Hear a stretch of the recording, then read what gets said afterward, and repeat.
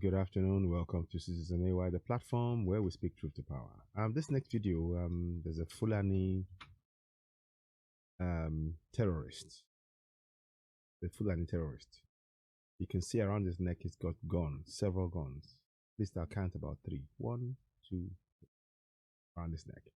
Now somehow the villagers or the people in that village or town at shore, they have got hold of him. So you can see he's in a submissive position. They've actually had to hold him and tie his hand back. And I don't know if I'll play all of it. I'll just play maybe a section of it. Because even though, you know, like I said, it's just what the Fulanis need to go. What is he doing with those guns? So let's see. I mean, I'm not quite sure if I can hear what they're saying because it's all in Hausa. But one thing I do know is that apparently something about people should just kill him or something. So let's listen. Let's listen to it. And I do warn you, it can be quite traumatic watching him tap like that.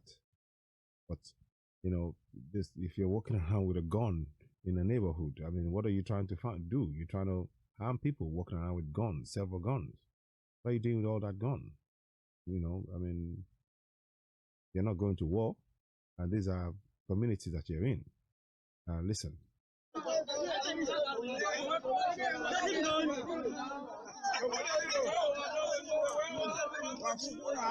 You can see there's kids there. There's 3 or 4 kids in the back. You see that? You know, guns. In fact, I think it's probably 4 guns. 1, 2, 3, 4, maybe. You know, and it looks like they're AK-47s, but the ones that are usually foldable and easily put together. But you know, this is what kind of governance do we have, where people are walking around with guns like that? Why is it that Fulani men are allowed to have guns, but the rest of the nation we can't? We can't protect ourselves against those Fulani. Why? Have you asked yourself that question? You asked yourself that question. Why is it okay for Fulani to walk around anywhere in Nigeria with AK-47, but we can't so much as protect ourselves against those Fulanis? Doesn't that tell you that they're trying to take that land by force? And that includes one Nigeria people. Answer this question. What are they doing with those guns? Now listen on.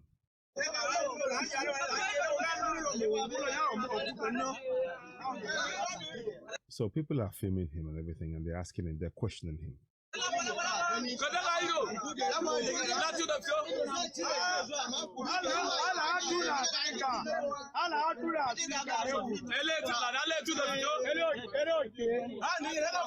They're trying to lift his head. They're lifting his head up.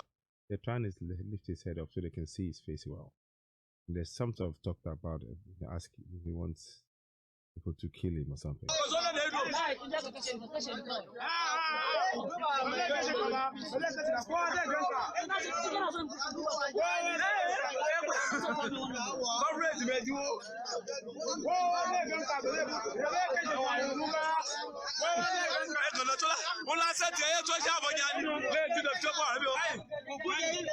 So there's a Yoruba man talking about that we're putting this on social media. Something about we're going to put it on the social media. He's speaking Yoruba, but it's a slightly different dialect, but I can pick it up. And this man is sort of, you can see he's defiant, and I think he's thinking about killing him or something. But and the people are quite agitated, and they're forcing him to sit down. So he's trying to make some sort of excuse, but they've told him sit down.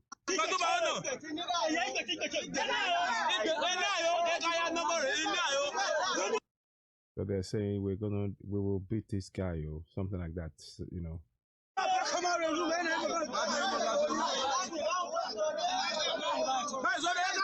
And they walk.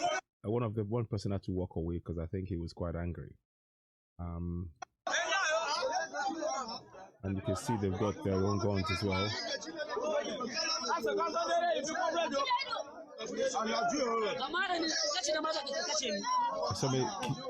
Something about killing him.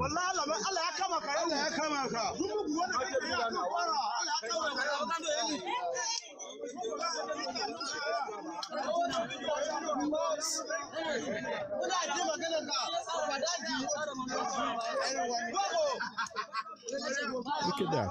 3 guns on him. Look at that. 3 guns on him.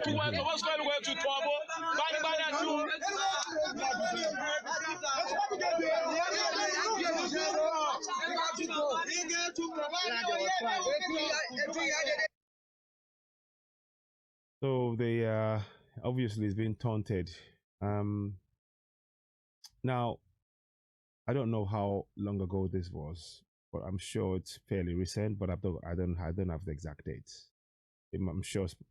Who knows? Maybe this year sometime. I don't know. But that's a Fulani man, and he's in a Yoruba village or town or something. And what we are asking is, they say, why is it that one man is walking around with 3, what is effectively AK-47s or something?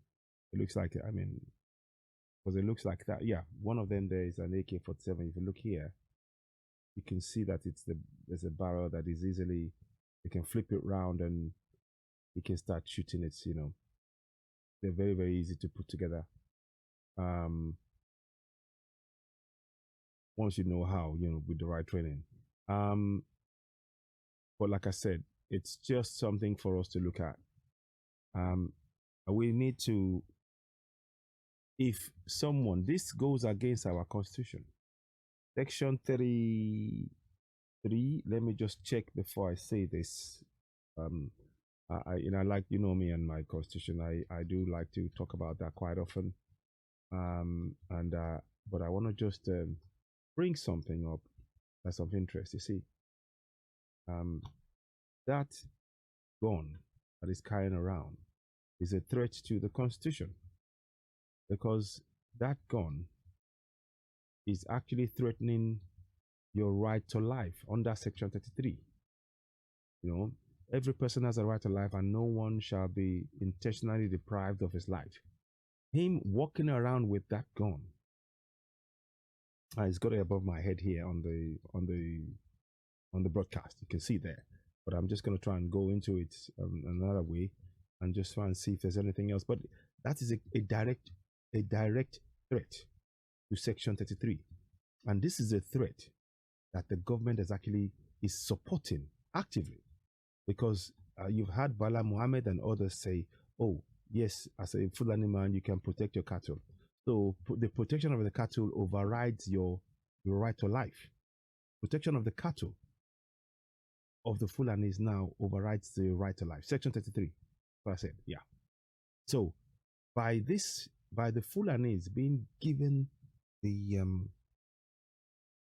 authority, if you like, by those in government to walk around with AK-47s and or guns or knives, they are going against Section 33 of the Constitution that they swore on oath to protect. Now, that in of itself is enough for us to say, no, we don't want to be part of this contraption called Nigeria, because the Nigerian government, knowing fully well that every person has a right to life and no one shall be intentionally deprived of his life, is doing the exact opposite of what is required within that constitution. Because once you start giving people AK-47, they are challenging that constitution. And if they are challenging that constitution, that means that you, by giving them those guns, are giving them the power to challenge and take people's lives, which is what the Fulani terrorists are doing with the AK-47 on their knives. And that means that on that basis, the minute you do that, you've broken the constitution. And if you've broken the constitution, there is no basis upon which we should remain one Nigeria. There is no basis upon which we should remain one Nigeria. I want to make sure people understand that. I will make a, let me just do it. One second. One second. I want to make sure I don't forget it.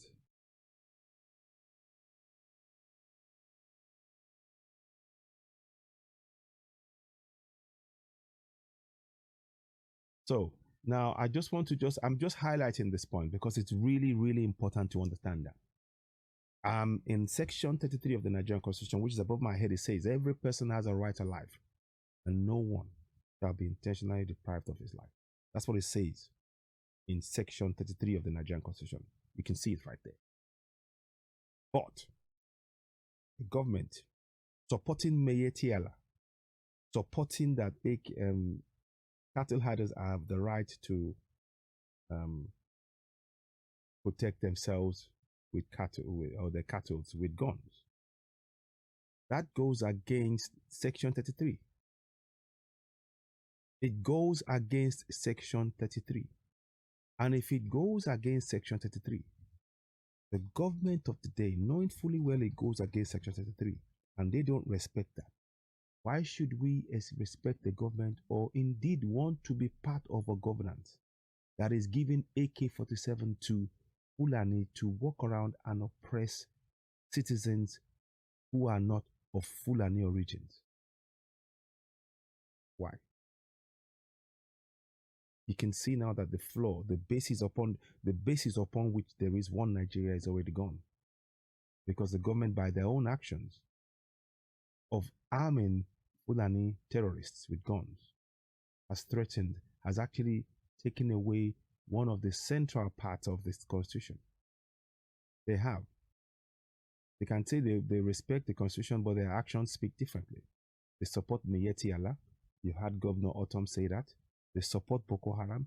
They rehabilitate them, even though they are killing us. They support the Fulani terrorists / herders. They're walking around with guns. You just seen this one here with 3 guns around his neck. You can see that. There's one there. There's one there. There's one there. There's one there. There's one. 3 guns around his neck. Why? Why?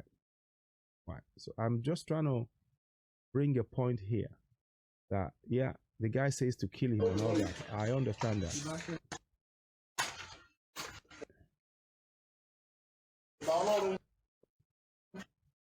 Just 1 second, please. Let me just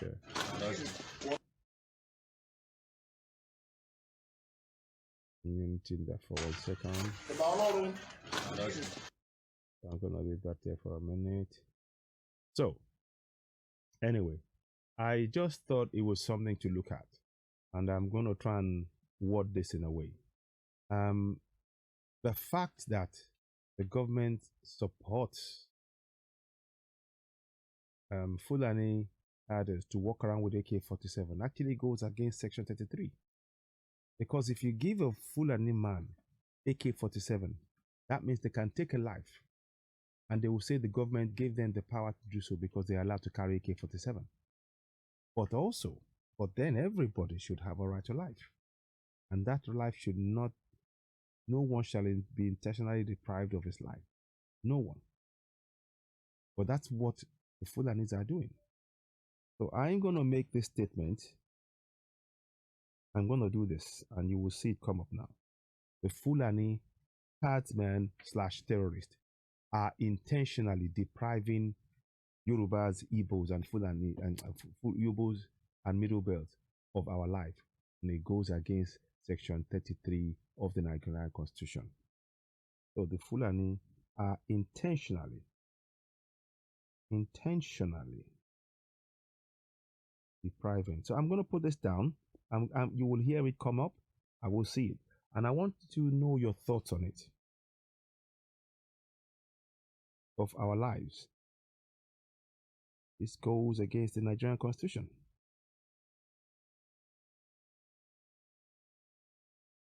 It goes against the Nigerian Constitution. Section 33, above my leg, my head there. You see, every person has a right to life and no one shall be intentionally deprived of his life. Yet, the minute you put an AK-47 in the hands of a Fulani man, what they will do is not only, and they don't do it in their land, they do it on your land.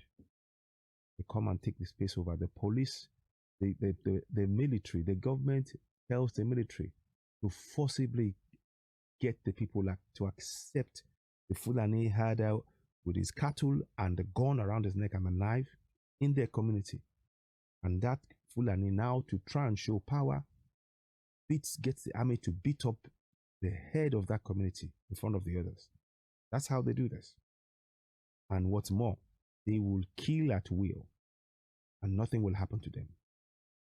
And the minute that is happening, their intention is to deprive intentionally the people in those communities of their lives. That's their intention. And that goes against Section 33. And once the government supports that, we have grounds upon which we want to separate from that government. We have grounds. We have grounds upon which we are separating from that government because they are arming Fulani terrorists to kill non-Fulanis. And that goes against Section 33 of the Nigerian Constitution. Ladies and gentlemen, let me know your thoughts on this. I'm just giving you grounds upon which we are definitely going for Oduduwa Nation, Biafra Nation, and Middlebelt. The government is arming Fulanis to intentionally deprive Igbos, Yorubas, Middlebeltans of our life. And that goes against Section 33 of the Nigerian Constitution. Let me know your thoughts on that. I'll put, do you agree? Something like that in it. Okay. So thanks for watching. Like you said, this discussion was really initially about the man that's in the video, the Fulani man that was asking for him to be killed. He was caught in the Yoruba place with guns. What are you doing with 3 guns? And like I said, now we've now broken down the Section 33 in detail now. And let's have a real debate about that. And I might do that on a live discussion with people. I'm a government that's putting the guns in the hands of Fulani, saying, oh, with the excuse of protecting cows. Is cows more valuable than human lives?